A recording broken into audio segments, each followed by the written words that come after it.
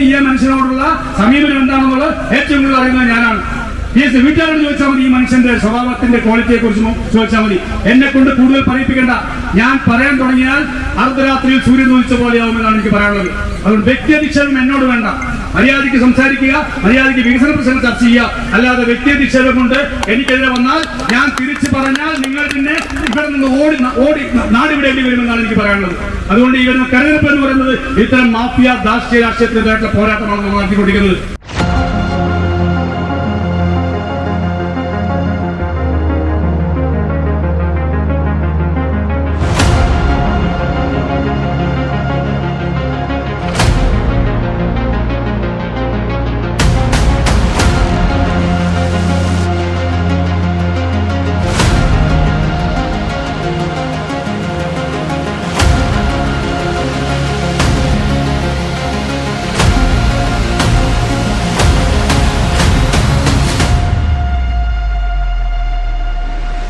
ഞാൻ പറഞ്ഞല്ലോ, ഈ ഗവൺമെൻറ്റിനെ ജനങ്ങൾ വെറുത്തു കഴിഞ്ഞു.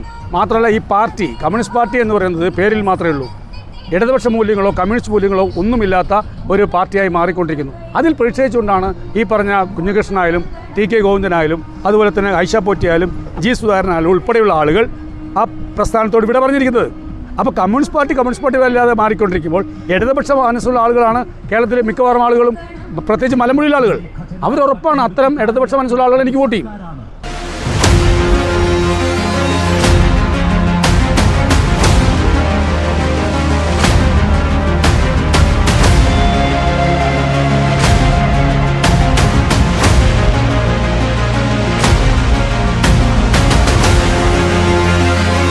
മലമ്പുഴ മണ്ഡലം നമ്മൾ നോക്കുമ്പോൾ ഒരുപാട് ആളുകൾ, ഇപ്പോൾ ശിവാസ് മേനോൻ, അതുപോലെ നായനാർ, അതുപോലെ തന്നെ VS അച്യുതാനന്ദൻ ഉൾപ്പെടെയുള്ള നേതാക്കൾ മത്സരിച്ച് വിജയിച്ച മണ്ഡലമാണ്.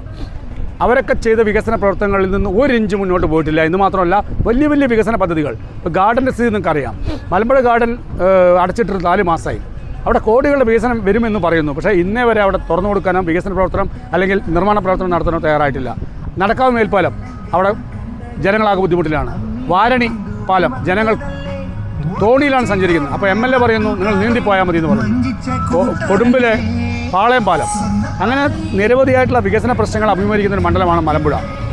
ആ മലമ്പുഴ മണ്ഡലത്തെ വികസനത്തിന് ഊന്നൽ കൊടുത്തുകൊണ്ടുള്ള ഒരു പ്രവർത്തനമായിരിക്കും എൻ്റെ ഭാഗത്തുനിന്നുണ്ടാവുക.